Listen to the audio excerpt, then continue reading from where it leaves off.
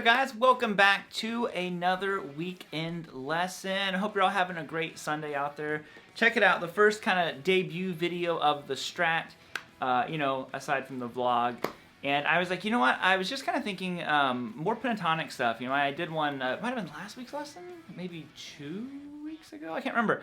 But I was like, you know, I have this kind of cool thing that I've shown a lot of students, you know, when I used to teach in-person lessons and all that. A way of just kind of navigating, because there's kind of a little bit of a problem. I might do a separate video kind of elaborating on this. I'll let you guys decide. Watch this video and tell me if you want a more expanded version of this. But there's kind of a problem with the pentatonic scale, and it is how boxy it is. And what I have is I would have students do this, and it really opened up a lot of the fingerboard for them. So we're going to jump into this lesson. Now, if you want the tabs, you can snag those down below in the description. If you want to check out my free guitar course, which would be, expanding a lot on actually some of the things that we're talking about here, that is linked down below as well in the description. And we're just going to go ahead and jump onto this one. So get your guitars and let's go, go, go, go, go! Okay, so here is the concept that we're talking about. Like I said before, a lot of times when we're learning our pentatonic scale, we're actually going to work out our E major pentatonic today. We learn it like that, and there's nothing wrong with learning it that way, but it's all about, mentally we need to expand past that initial block that we learn, because it's a box of notes, it's just a block. Now, if you want to get to where you can play a little bit more out of that box, where it still sounds melodic, it's still the pentatonic scale, but we're really venturing into a lot of different areas. I recommend starting with something like this. So the first thing you need to have is all 5 of your pentatonic boxes down and under your fingers. The more you have those underneath your fingers, the easier something like this is going to be. Now, like I said, we're focused on E major pentatonic. The reason why I like to do E so much is because, when I was growing up learning to play guitar, I didn't really have anybody to jam with all the time. I had a buddy who I got to jam with every once in a while, but pretty much I was jamming by myself, and I didn't have a way to record myself, so what I quickly learned is that open low E string, that was my rhythm track, so I would practice different modes and scales just over that.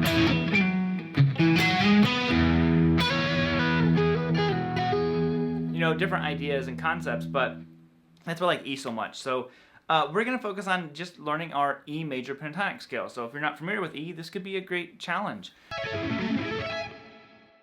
Alright, so the first thing I'm going to show you is, 4 different boxes of our E major pentatonic scale. If you already know it, you might want to skip on to number 2, but this one is just going to go like this. So starting in box 3, essentially, of E major, we're going to go 2 to 4, 2 to 4, 2 to 4. Sorry, I'm going to kind of go through these fast. Then 1 to 4, then 2 to 5, and then 2 to 4. So that would be box number 3 of your E major pentatonic scale. Or if you know your box 3 shape from your minor pentatonic scale, it's the exact same.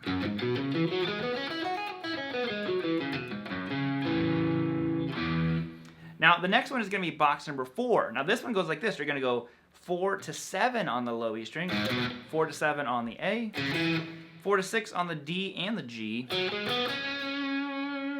and then 5 to 7, 4 to 7? I had to think for a second. I'm like, what is this? I'm on this neck and middle pickup because good old single coils. I'm not sure if you can hear them. There it is. You can hear that buzz in there. Anyway, so then we go to box number 5, which is going to be right here. You're going to go 7 to 9, 7 to 9, 8 to 9, 8 to 9, 7 to 9, 7 to 9.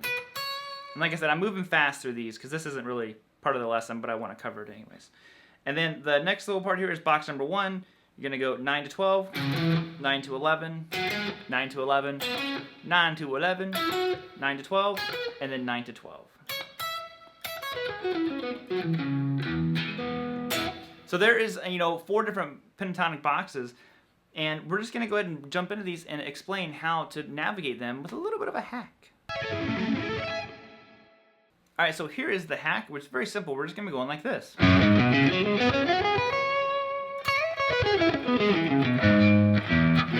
Now what am I doing? I'm just taking the top part of each box and moving it through octaves. Now the reason why I'm doing this is not just to visualize octaves, which is very helpful. But also, you'll start to see how a lot of the boxes are sharing notes and sharing shapes and just how they can kind of connect and maybe, you know, move into one from the other one and all this different stuff. All right, so we're going to play 2 to 4 on the low E string, 2 to 4 on the A. Now we're going to shift up and you're going to go 4 to 6 on the D and the G. Now, what we just did there is we went from box number 3 up to box number 4. Oh look, the shape stayed the same because it's just an octave. Now we move up again, and we are going to go 7 to 9 on the B and the high E string. Now we went to box 5. We covered 3 boxes, and the reason why sometimes, even if it's the same notes that you're already playing in another box, just moving to a new area can give you different ideas because you're surrounded by different notes at this time. So like before, if I was right here, I might do something like that. But now I kind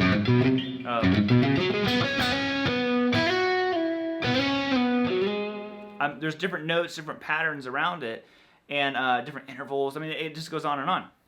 So that's part of it right there. So take all of your, all 5 boxes that you know, and just work on the top 2 strings. Do octaves, and then descend. Okay.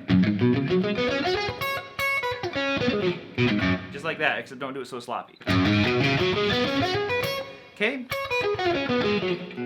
Now let's move up to box number 4 and do this one. So box number 4 is going to go 4 to 7, 4 to 7, octave. So we go from box 4 to box 5, which is going to be, what is this? 6? Yeah, 6 to 9. I'm like, what are these frets?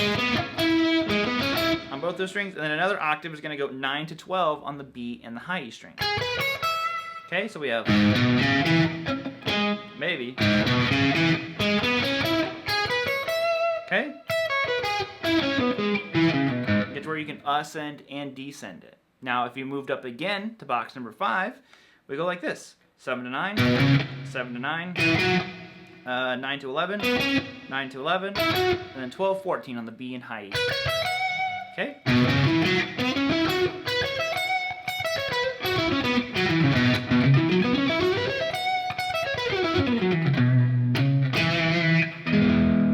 Okay, so there's the next one. Now, let's move up one more, and then I'm gonna show you what I want you to do with it. So we're gonna go to this box 1 shape that we talked about. So 9 to 12, and then 9 to 11. So this one's a little bit trickier because we have 2 different shapes for our fingers to do. So if that gives you trouble, just do that one now. We move up an octave, and we're gonna go 11 to 14 on the D, and then 11 to 13 on the G. Okay, move up one more octave, and you're gonna go 14 to 17 on the B, and then 14 to 16 on the high E string. Okay, so we have.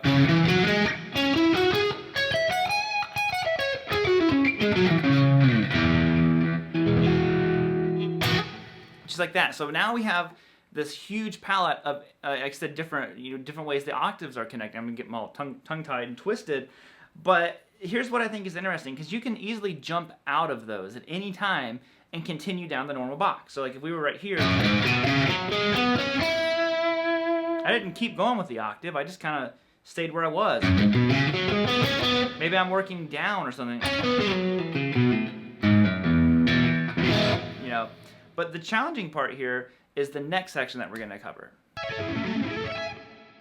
So the final thing I'm going to talk about here with these is if you really want to see how these are connecting together, you want to get to where you're not just ascending and descending one at a time.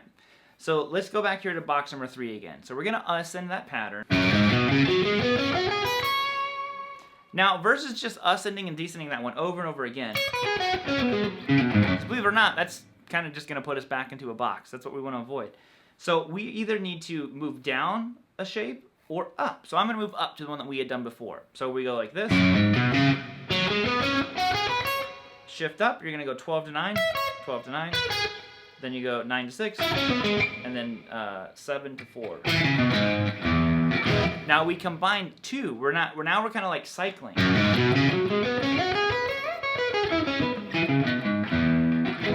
And get to where you can do this with all of them. I'm telling you, it really does open up so many possibilities. Because Because even if you don't, you know, want to go straight through like that, that's still kind of like a stiffer, very straight sound.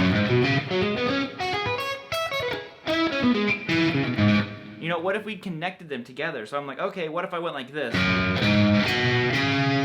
Then I kept with this scale and shifted up. So now I added this note to it and went to this one. So instead of that, I'm going boom. Now I'm thinking more. I'm seeing how they connect. I'm like, oh, but I could also go, you know, maybe like that.